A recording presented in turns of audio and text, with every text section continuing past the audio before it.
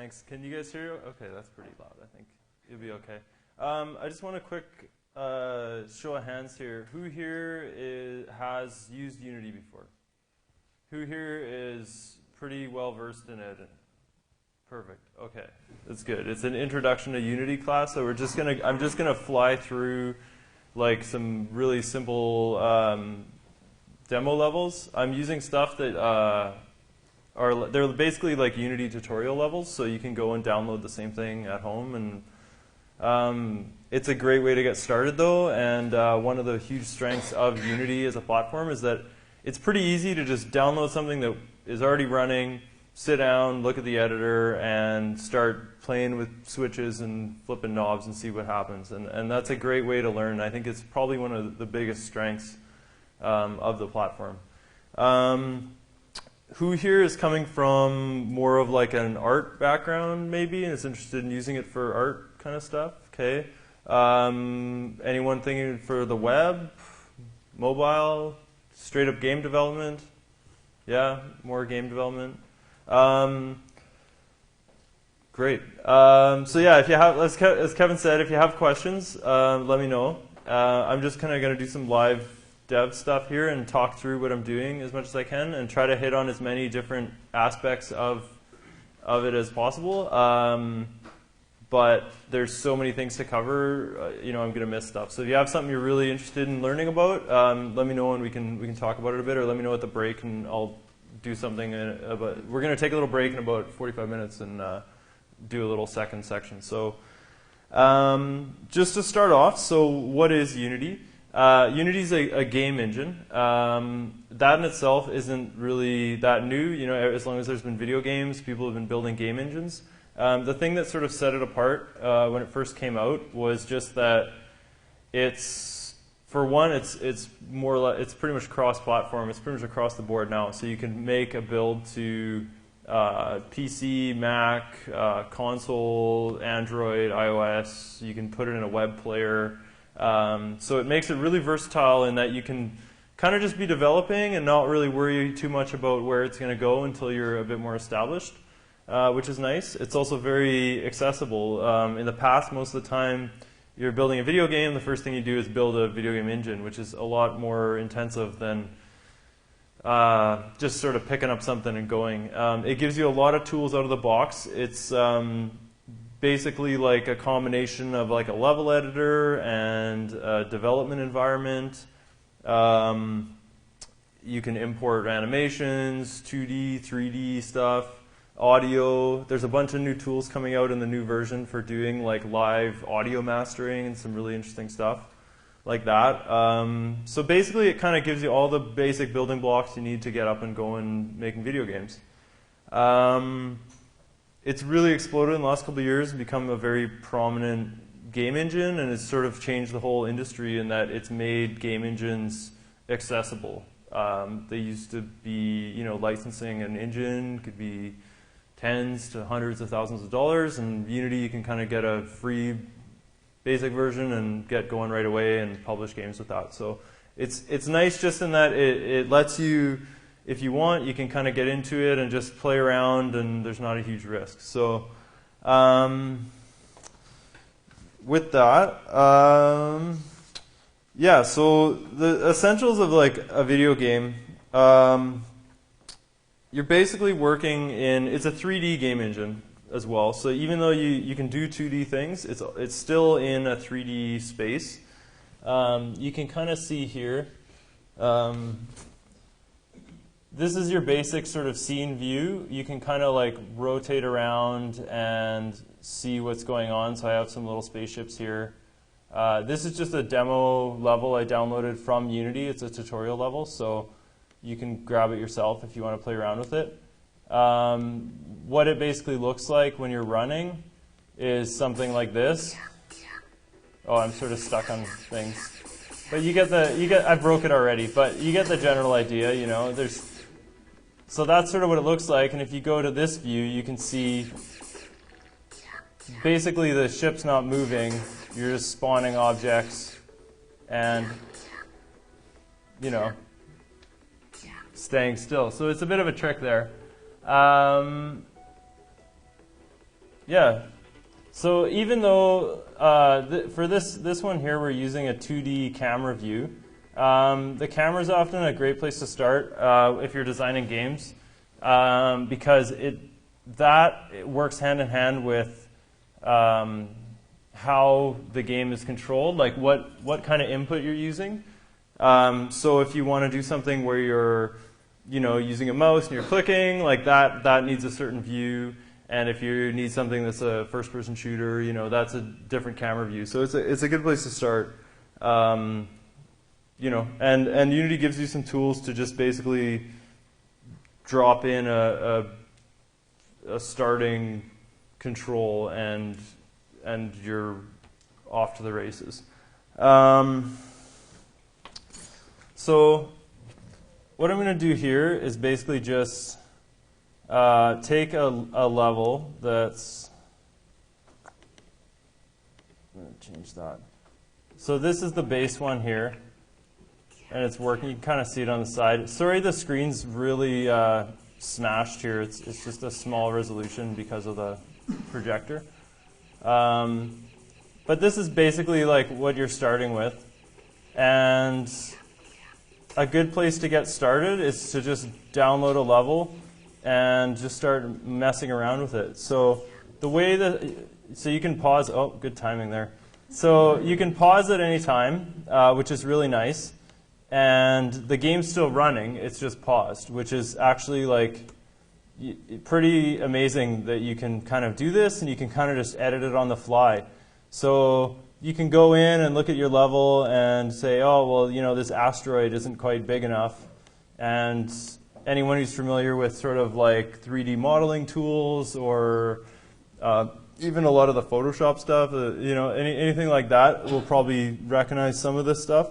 But yeah, so you can just kind of take an object and just, change its parameters right in the editor. And when you unpause it, there you go. So it's a great tool for just like, it's quick and easy, and as soon as you kind of have something that's sort of working, it's really encouraging, and so it's a lot more fun to play with than spending like a year or two like coding a low-level C graphics engine. Unless you're really into that, then go to town. So I'm just going to talk a little bit about how this is laid out. So, and I'm sort of just assuming that you guys have never seen this before, so if I'm not going fast enough, let me know and I can sort of skip over things. But basically, this is the scene view. So this is your actual sort of like level editor view. You can edit objects in here. You can move around. You can select them. Unity is it's a component-based system. So basically, this hierarchy here on the side is all the objects in the scene. So you can see I'm just sort of selecting these asteroids as we go. And when you select them, you can go over here on the right in the inspector, and it gives you, so the transform is its position, rotation, and scale. So if you want to just make it change one axis, you can do that. If you want to rotate it, all that stuff's exposed for you to do. The rigid body is basically making it a physics object. And just so basically you have a physics engine right out of the box, which is pretty cool. So if you wanted to say, I want to turn gravity on, now that rock will fall out of the sky. So it's pretty neat just in that you can kind of like play around with it. And one thing to note too, which can trip you up when you're first starting, is if you pause it and you make edits to your scene, when you stop playing the scene, you'll lose all your edits. So you just kind of have to be careful. Like if you want to save your changes, you have to kind of manually like save the object, which we'll get to in a minute. But it's kind of nice just because you can sort of just hack around with stuff like I'm doing without worrying about destroying your whole scene and having to rebuild it. I'm just going to go through the inspector here again quick. So there's the mesh, which is the actual like visual image of the object. Can you guys all see that okay? Yeah? Okay. The capsule collider. So the colliders they work with they're part of the physics system, so they are, as they as you may have guessed, they check for collisions with other colliders, and you use those to kind of build up the physics model of the world. This is the material here, which works with the textures to make the actual visual representation. So the material is kind of like a wrapper that you put the textures in, and will sort of, it kind of holds like the shaders and the textures and kind of adds it all together and calculates it and sticks it on the mesh for you. So so this one's got a bump specular map, so it means it has two textures. It's got your main texture here, which is like the actual like visual thing, and then it's got a normal map, which adds like a bump surface look to it. Another nice thing about Unity is that you can just kind of like, so I'm just gonna like change the color here. I'll just like, make it blue here. So now we have a blue asteroid, or green. A lot of the times when I'm working in this, this is all I'm doing is sort of tooling around with, colors, and one of the first things I usually do is just make some basic like simple materials that are different colors and just start out dropping them on things, and not worry too much about, getting proper 3D models, or just use, like this, like use just stuff that you find. There's something called the Unity Asset Store, which is basically like you can download all kinds of different 3D models and scripts and all the way up to complete projects. And it's a great way to just get started. You just go browse and download some free stuff. And there's a bunch of like full Unity levels that you can download that can be really helpful. Just to go in, and then you can kind of go in and just do what I'm doing here and just kind of see what's happening and start clicking settings on and off. And really that's kind of like the core of it. So, and a good way to learn. I've sort of skipped over scripting so far. Unity, for anyone who's a programmer in the room, Unity itself is built on is built out of like C and C++, but it uses C#, like .NET libraries, based on Mono. So what that means is basically you can drill right through. So you get a couple different options. You can use something called Unity Script, or they call it JavaScript, but it's kind of like it's kind of a thing particular to Unity that has syntax similar to JavaScript, or Boo, which is kind of like Python-ish, I guess. I've never really used it, and C#, which is C# and lets you drill straight through into like core .NET libraries. So if anyone's a sort of .NET programmer, you can drill right in and grab all your core libraries, and that gets more useful as you get more advanced. But there's definitely tons of things you can do without really needing to program at all.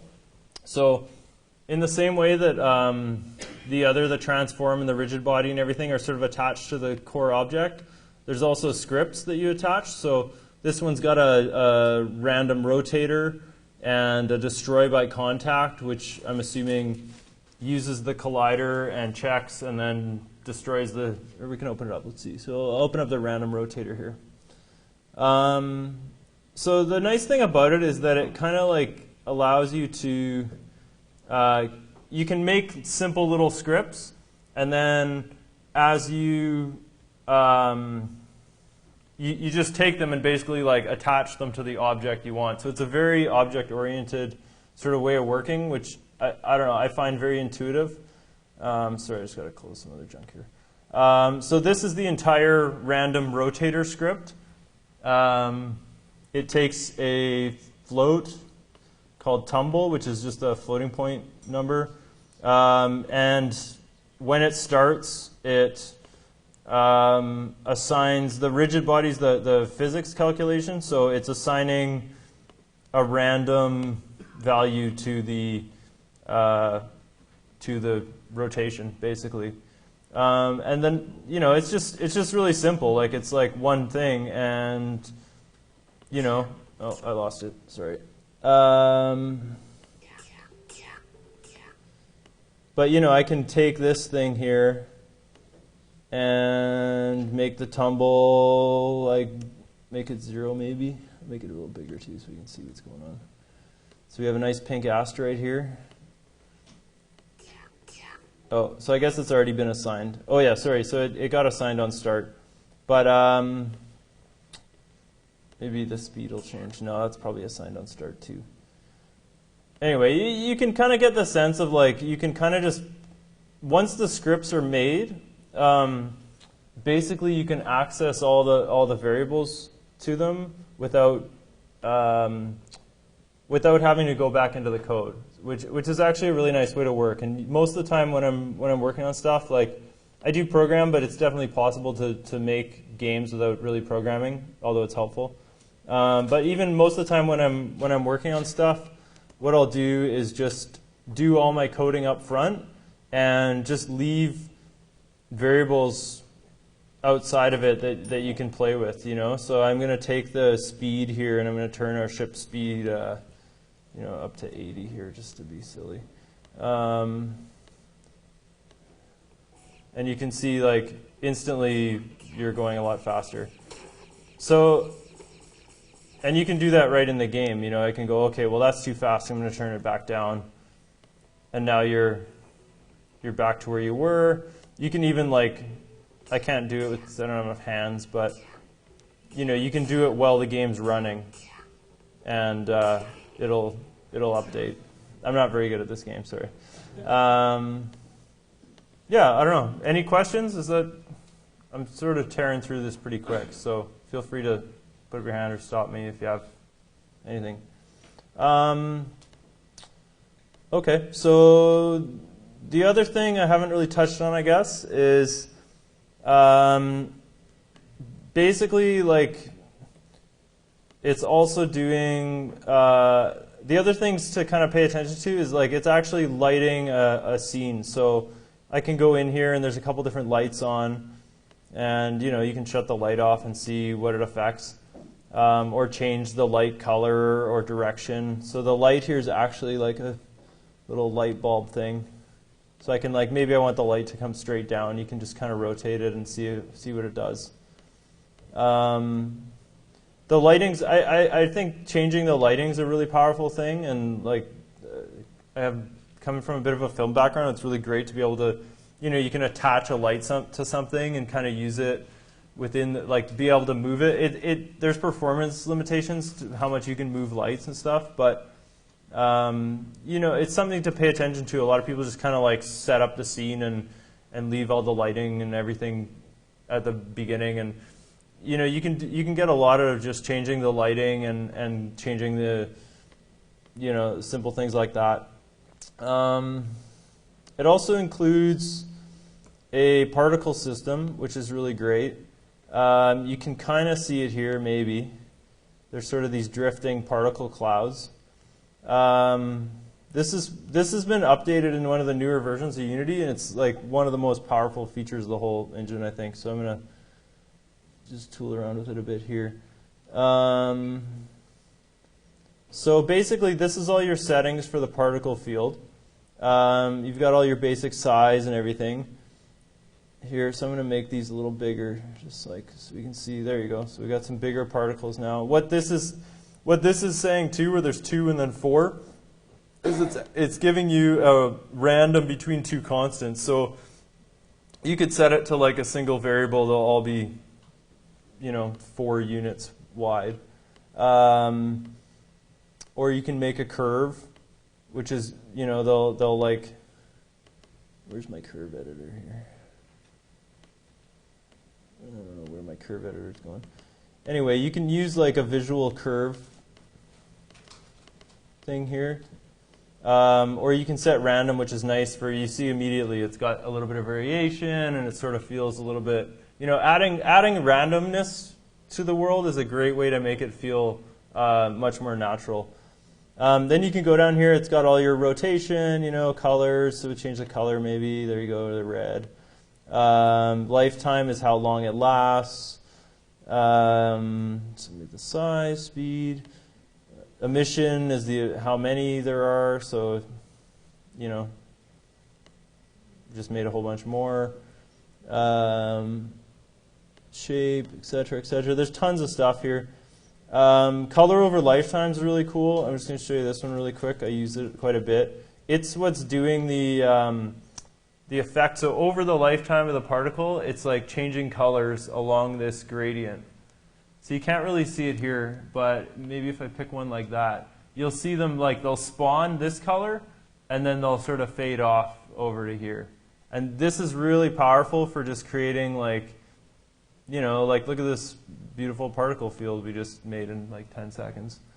You can even take it further and go random between two gradients and put a different color in there, and now it'll pick something like, you can get these really dynamic effects, very, very quickly. And it's just like something that's pretty fun to tool around with. And I know I said tool around with a lot tonight. I don't know why particularly, but it's not normal vocabulary for me. But anyway, you can see you can kind of get these really like, I haven't even opened up any code yet really, other than to sort of look at what it was doing.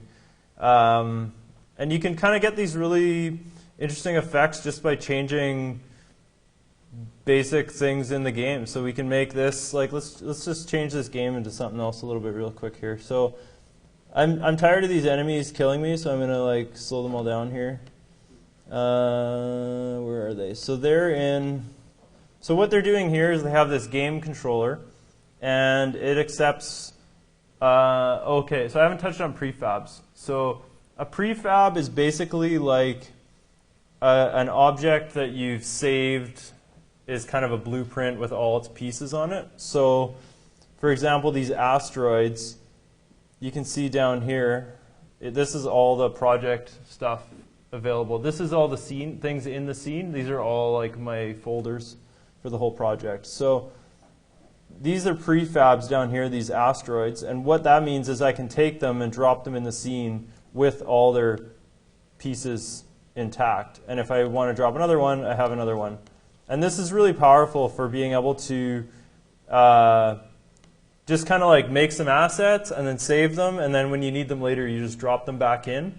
I think it's a good workflow to be able to just focus on one thing at a time, because there's so many different elements you're working on. Like you can kind of go make a bunch of prefabs, save them, make changes. So we'll make this one, let's make it a little bigger.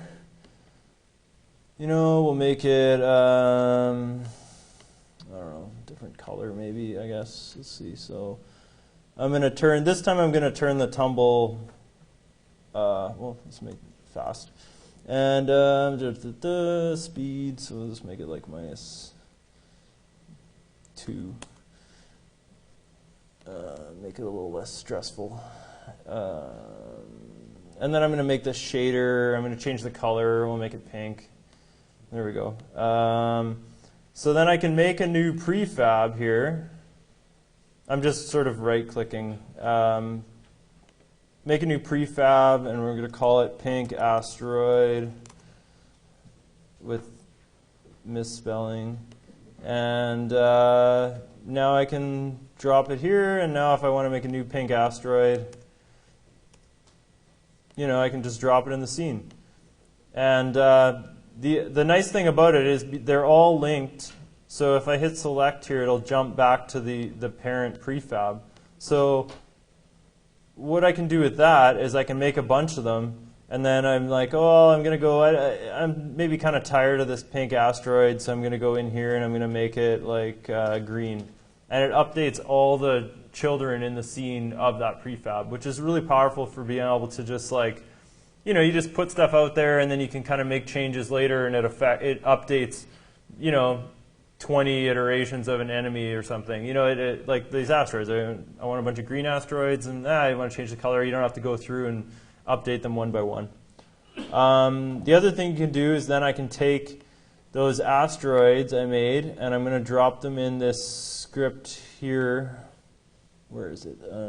This game controller. I'm going to open it up quick. Basically, loads levels. So basically, like all it's doing here, this is just a wait timer, so it's going to wait for start wait seconds. And then it's going to go into a loop, and for the number of hazards we have, we're going to randomly, we're going to spawn some prefabs sort of in a generally random way, and it's going to pick from this list here which ones to go. So I'm going to go in here and I'm going to find my prefab. I'm going to find my prefab. There it is. And I'm going to just drop it in this this list of asteroids here. And this enemy ship keeps killing me, so I'm going to get rid of him too. And then I'm going to maybe, let's see, turn the speed down. So now when we respawn, so I have some giant green asteroids that don't really go very fast. You know, but you can kind of see, like, you're able to use the elements over, like, it's really good for being able to reuse elements. So, like, once you make an asteroid, you can kind of just copy. This thing's, you know, confusing me here. So this one's the green one. Anyway. Yeah, so you can kind of like make your assets and then, you know, edit them, and it's all pretty like fixable. So those ones are the pink ones. These are the green ones. That tumbling is a little too fast. We'll turn that down. The speed and negative number. Yes, you're right. Thank you. Very observant crowd tonight.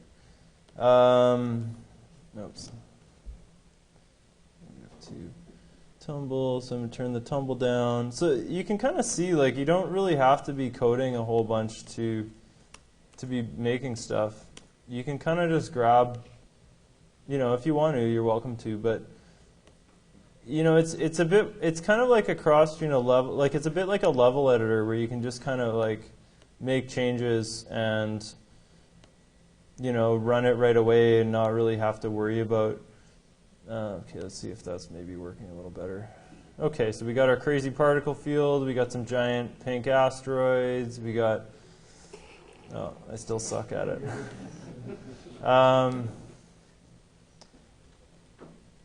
Where's my ship here? It's moving too fast for me. Turn it down. So I'm going to turn my speed back down, make it a little more relaxing. So the other thing we touched on is the audio. So I don't know if you can kind of hear in the back, there's some pretty sweet laser sounds there. I'm now moving at a much more relaxing pace. Some nice star fields in the background. Not really digging this weapon sound though. So I'm just going to open it up here. It's just a WAV file. A nice thing about Unity is it's pretty good about importing. You kind of have to look a little bit, but it'll import WAV files. It'll use like native Photoshop files, so you can just kind of drop them in. So I'm just gonna open it up in Audacity, which is like a great cheap open source audio thing. And we're gonna maybe, what do we need here? Some bass. All right. No, anymore. That sounded a little better.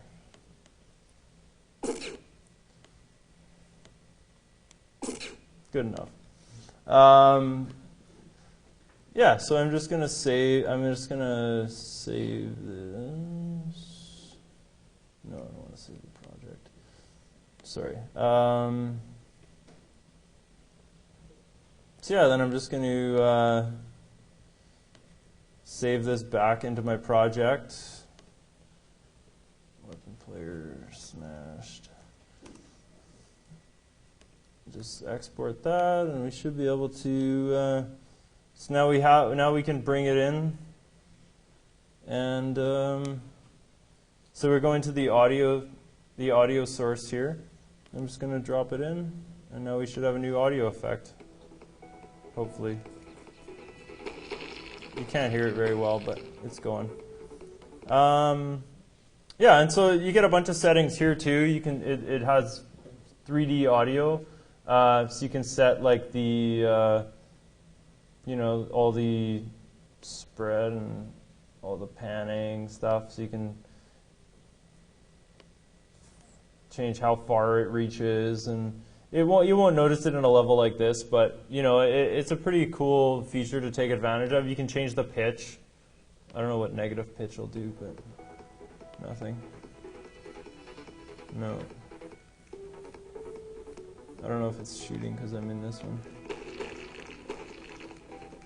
Yeah, so we've made you can see like already visually like how different just that particle effect is, and you can just take something that's a pretty basic game demo and just turn it into something entirely different just by changing some colors, a couple of particle settings, swap out some audio, stuff like that. The other thing I was kind of talking about at the beginning a little bit, just about cameras. So right now I'm using a orthographic camera. So you can see it here. It's like a big square box. But I can change that to perspective, and now you kind of have more of a actual perspective thing. It won't make much of a difference from this point of view, but if we wanted to like turn it, which way am I turning it here? Local, sorry. So here, maybe we'll turn it so we're like a little bit more behind it. That's a bit more dramatic, maybe. Yeah, so now we have a totally different, we have a new perspective, and a 3D scene instead of a 2D, which is nice because if you're just getting started, you might want to get going on a 2D scene, but it's still like, it's pretty easy to translate that into 3D once you're comfortable with it. Yeah. And I did another version of this. I'm going to save this because it's pretty sweet. Or scenes.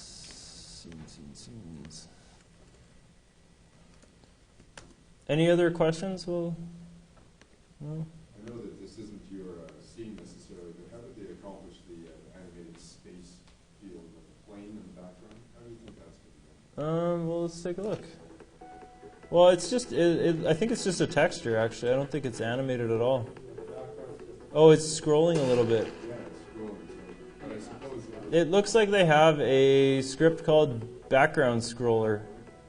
And, a looping texture. yeah, I think it's actually moving.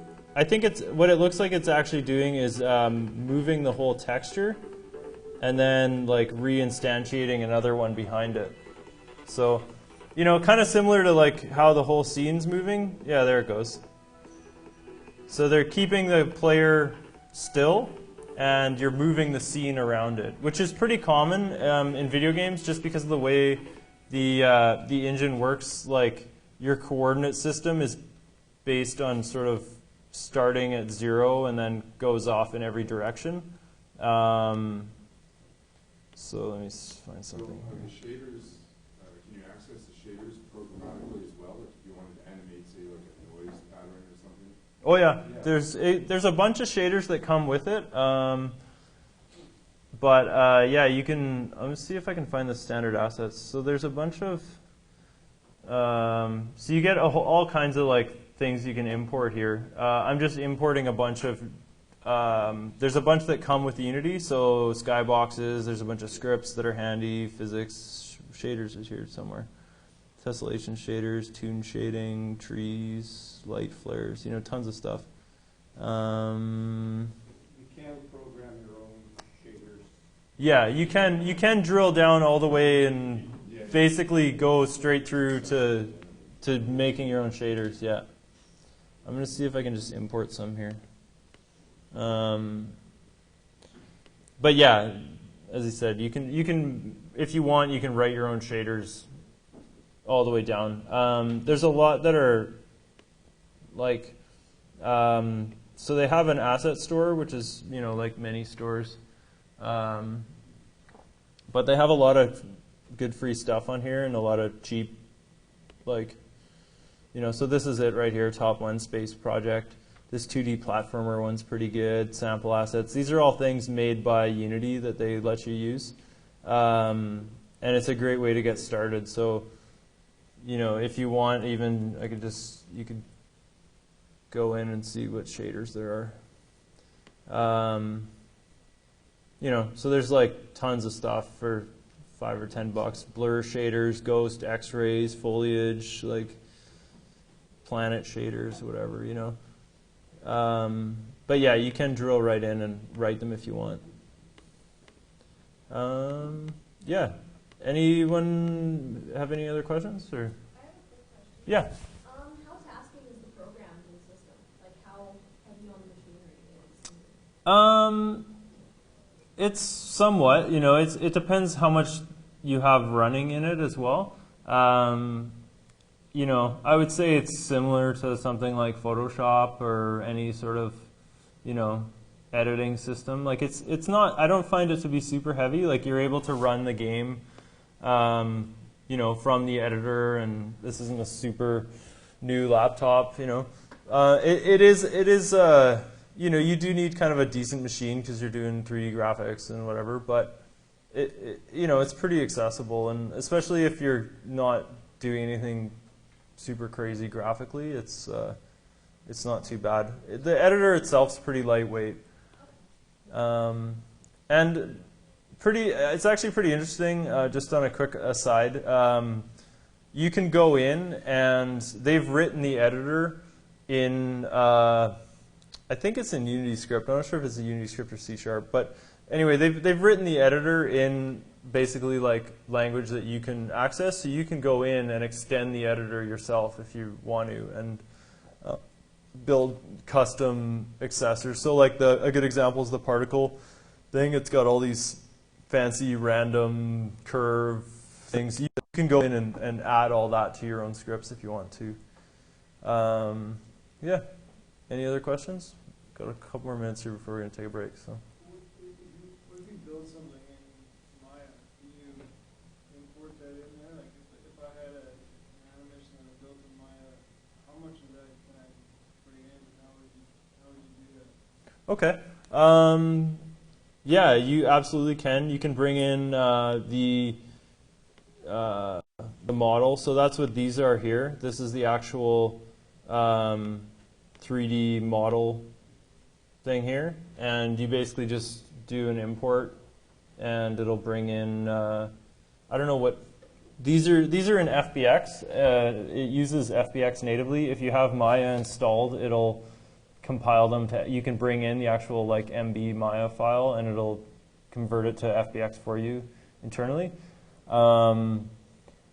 But yeah, it uses FBX internally though, so usually I would just export to FBX, and then you basically just drop it in and it imports it the same way as the audio, or it'll bring in Photoshop files, PNGs, JPEGs, all sorts of stuff. So. The worst part about the 3D modeling part is getting the shaders, because your shaders in the 3D modeling programs are not the same as Unity shaders. Yeah.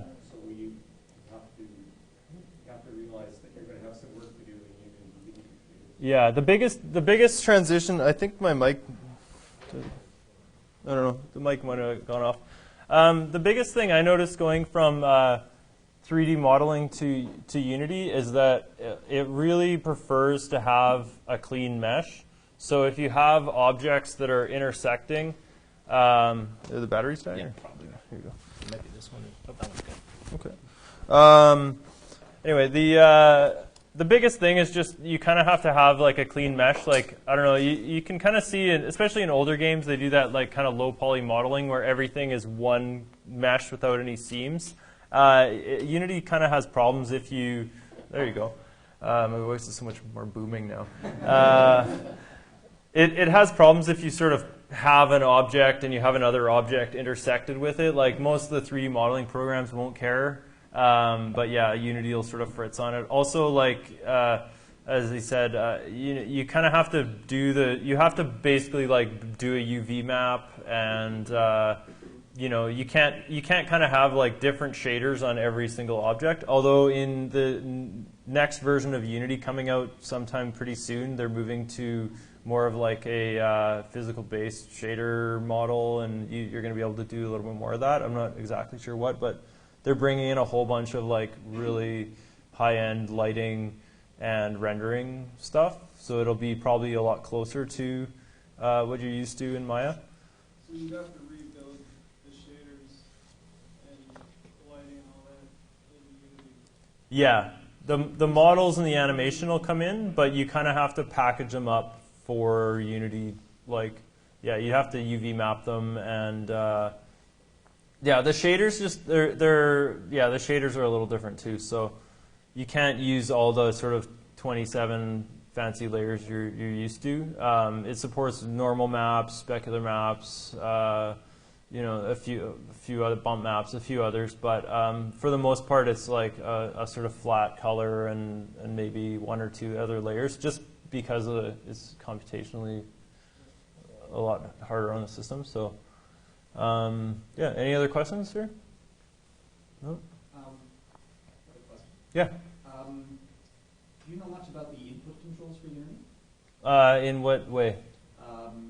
Touch controls and mouse controls and their sensitivity, and if there's any prepackaged handlers to take care of them?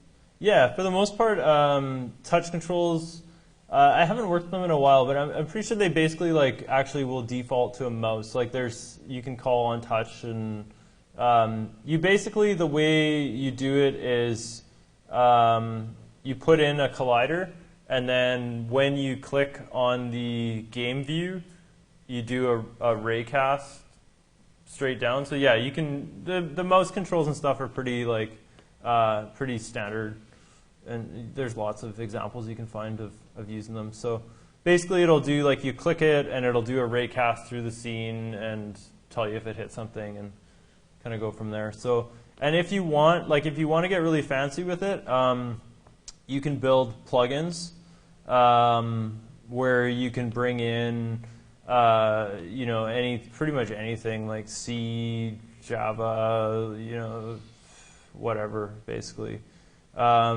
And you do like a compiled bundle and you bring it in like that, so you can access even things like iOS native functionality, things like that.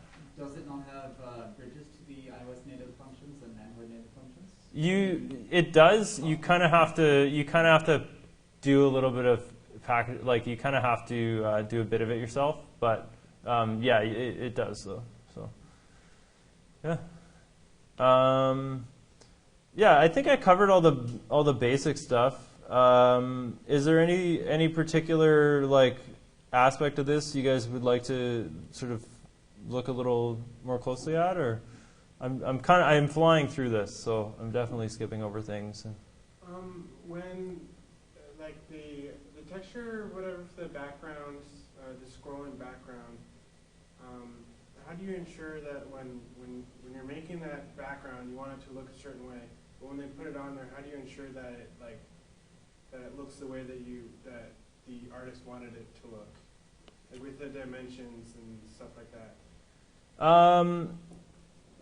Well, you kind of just bring it. Let's find it here. Let's take a look. So basically, I'm gonna see if I can open this up here. Duplicate it. You kind of just have to bring it in and see what it looks like. It's going to change depending on what kind of lighting and shaders and stuff you have. But after a while, you kind of get a sense of like, it's pretty close. Like this is just a TIFF, and you can just kind of open it up in Photoshop. There's my hotkey for that.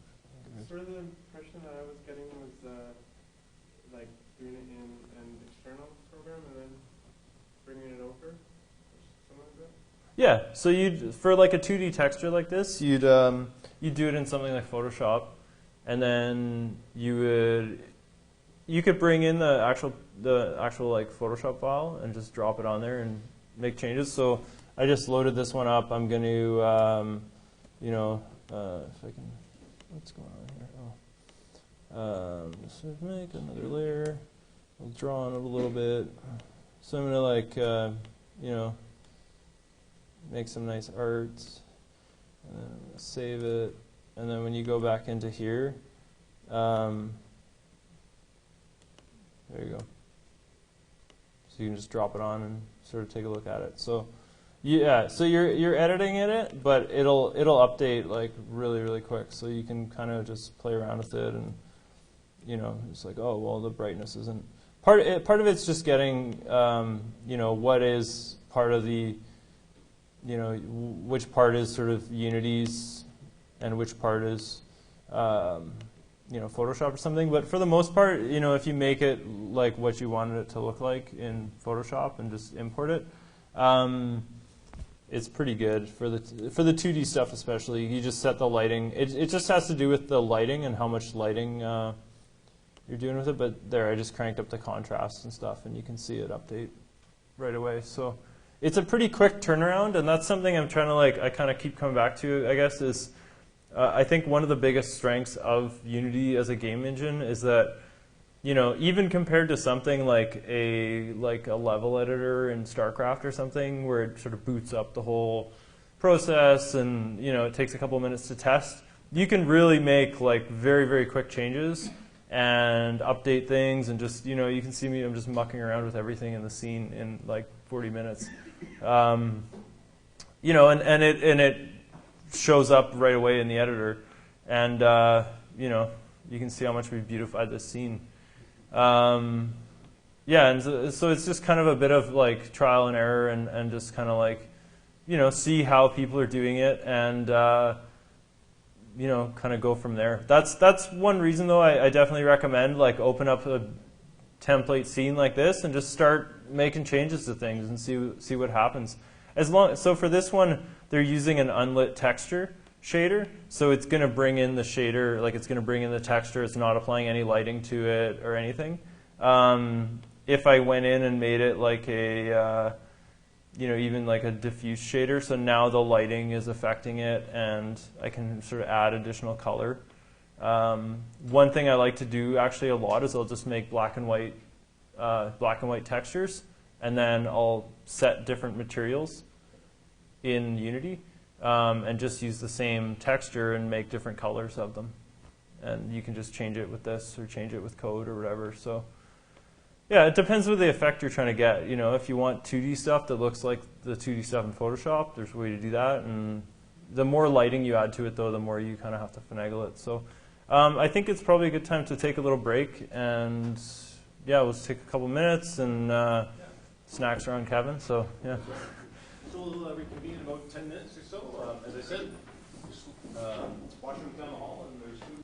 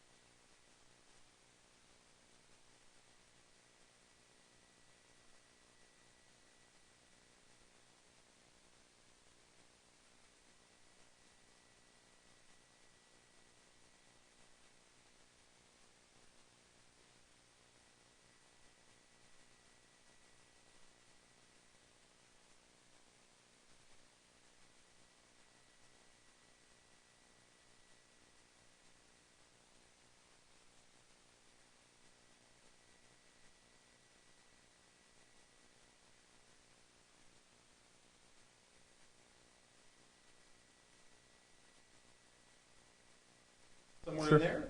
And let's please show our appreciation for how we're enjoying this evening.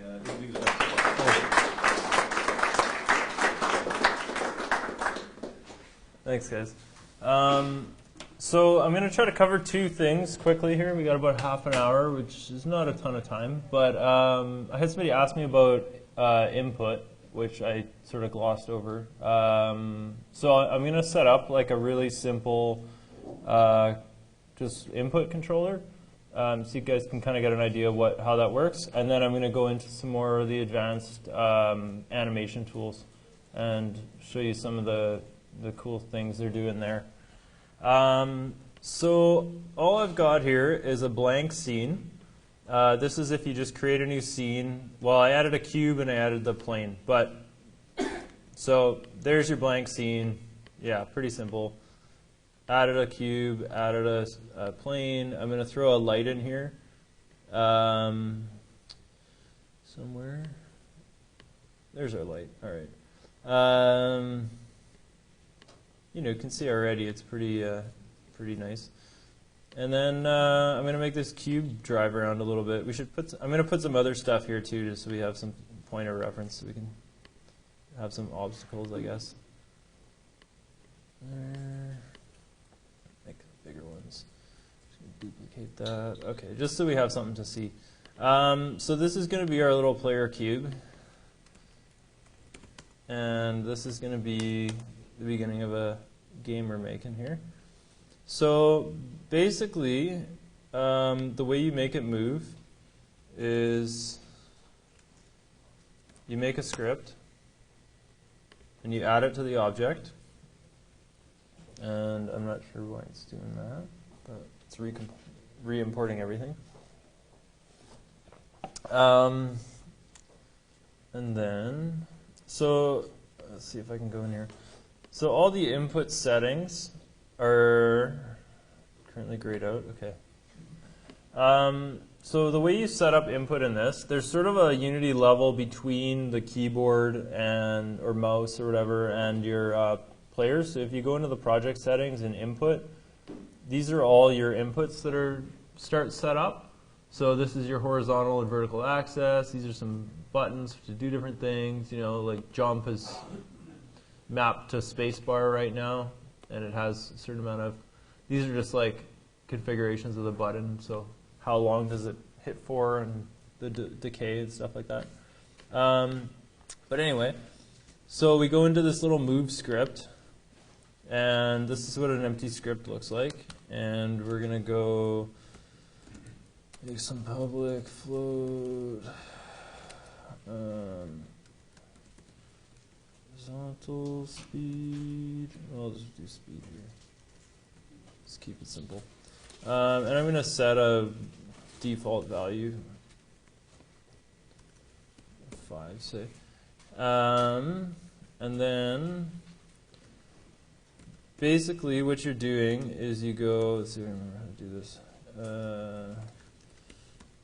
down. So I'm checking for the button, and this is where I was pointing this out, is you're not actually looking for you can do key, you can map it directly to the keyboard if you want, but a better way to do it is to set it up in here so that if you want to change the horizontal axis from its defaults, which right now are left and right and A and D, you can without actually changing the code, or you can let your players change them themselves. So we're just gonna horizontal. There we go. Input, good one down. Horizontal is. How do we do this again? What's this? Or sorry, this is going to be get axis. Yeah, there we go.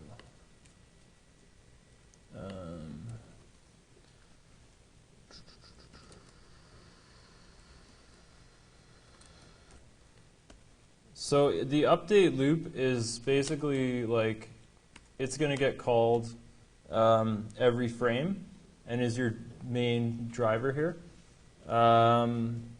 Because this script is on translate. because this script is on an object, we can access its transform directly, which I showed you here is like its position and stuff. And so all we're going to do is get the input from the keyboard there and plug it into a variable. And we're going to assign it to the object here. This one's optional. And that, oh. Well, the camera is here. I'm going to set the camera up so you can see what's going on. So, oh, our camera's way over here. Let's move this guy back. And move the light back. Okay, there we go. There. So, and then I'm going to take, the other thing I'm going to do here is I'm going to take my camera. You can kind of see this little camera preview here. Not very well at all. I'm going to point it at our guy here. And let's see if this works. So there we go. We have input. So I'm just pressing left and right on the horizontal thing, and we're moving them around. And if you want to get a little bit fancier, you can go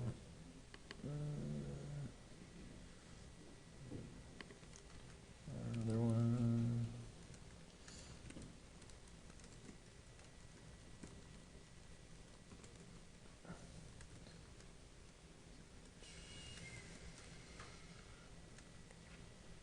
And we're going to assign that to, so this is the X, Y, and Z axis. Hopefully it works. And so now we can move this way and that way and all over. And this is just mapped one-to-one with the input. So if we want to do it a little bit fancier,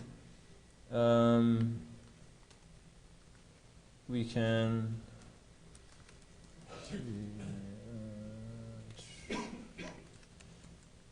so this vector 3 is basically just an X, Y, and Z coordinate pair or triplet.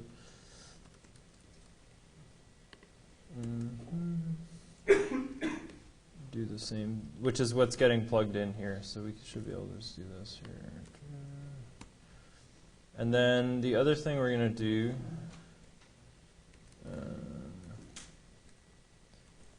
let's make sure this works. Sorry, it's hard to talk and code at the same time. So there we go. The other thing I'm going to do here is I'm going to multiply that by our speed we set. And then I'm also going to multiply this by something called time.delta time, which is, it's basically converting it, it's dividing it by the frame rate. So like if you're going 60 frames a second, it's dividing your movement by 60, which basically the effect of it is that it normalizes it over time. So the problem you have if you don't use time.delta time is that as the frame rate, like if you're holding up and it's getting a value of 1 from the keyboard, each frame translate is moving 1 unit. So if it's 30 frames a second, you're moving 30 units a second. And if you're 60 frames a second, you're moving 60 units a second, which is not generally what you want to do because you usually want it to be consistent regardless of what the frame rate is, right? So if you multiply it by this is something you just kind of see and get used to pretty quick. But so basically you multiply your input by time.delta time, and it'll it's telling it that you want it to be relative to seconds, not frames, essentially. But anyway, so now we have this, and we can move around, and we can go and change the speed if we want, so we'll make it a little faster. It's not great that it's not here. I'm just going to put it, move my window back here.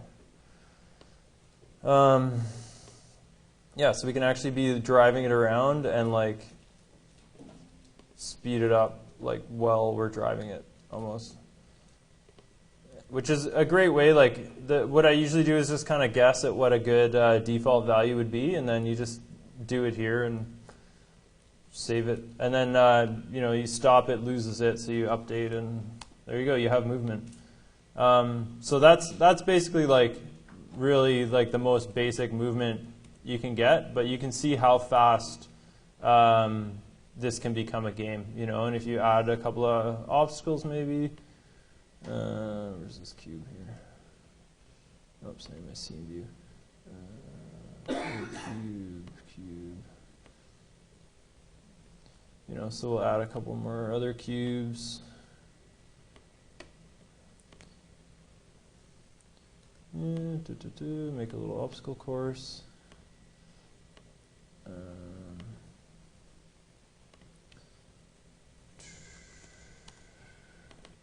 So I'm just going to make some really simple, this is usually one of the first things I sort of do if I'm prototyping, is I'll just make like some simple materials. And then I'm just going to go and set their colors here. I want that.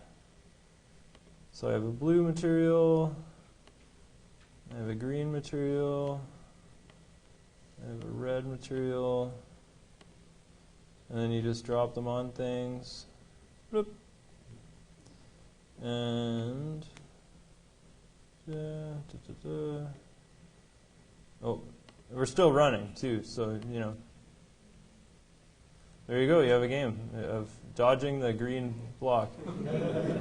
But it's you laugh, but it's like in 3 minutes you have an actual working little game thing, and now you're in a position where you can start adding other elements, but it's playable, so it's kind of fun, and you can show your friends, and they're like, oh, that cube should be better green, and not, like, I think that's the most important thing I found about this, is just like it lets you get up and going really, really quick, and so you can start, like the first thing you want to do generally is like get your input mapped in there, and make something move or interact or bounce or jump or whatever the game is. Get that core mechanic in there. You don't need any art at all, really. Like I've been demoing. I have an Oculus demo I've demoed like 1,000 times that uses literally spaceships made of 6 cubes, and nobody's commented on how they are made of cubes ever. So you can go pretty far with just like some lighting effects and like. I'm gonna maybe I'll make the sky kind of menacing here and make it all black, and set the mood lighting here. Let's turn the range of this down. Make it like kind of eerie or something. I don't know. Yeah, there you go. You have a Halloween scene. Anyway, so I didn't save it, but yeah. That's basically input.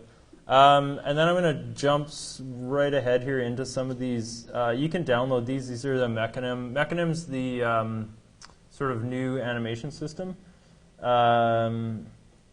for, let me see here, animation controller, crowd simulation, full examples, maybe a good one. Mechanim is the animation system in Unity. It's pretty powerful. It's got a lot of like advanced features. So this is the demo here. You sort of run, like you're able to run around and jump and do some fancy stuff. Can you see that okay? Let's break this down a bit here. So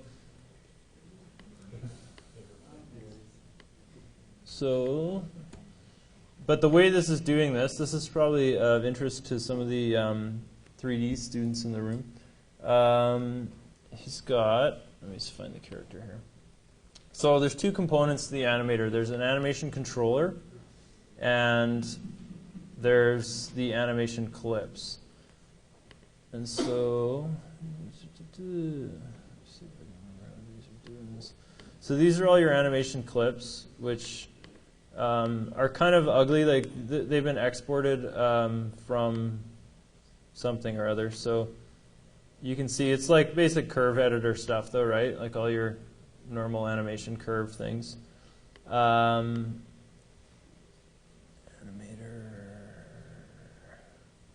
And then this is your very small window of your animation state machine. So, oh man,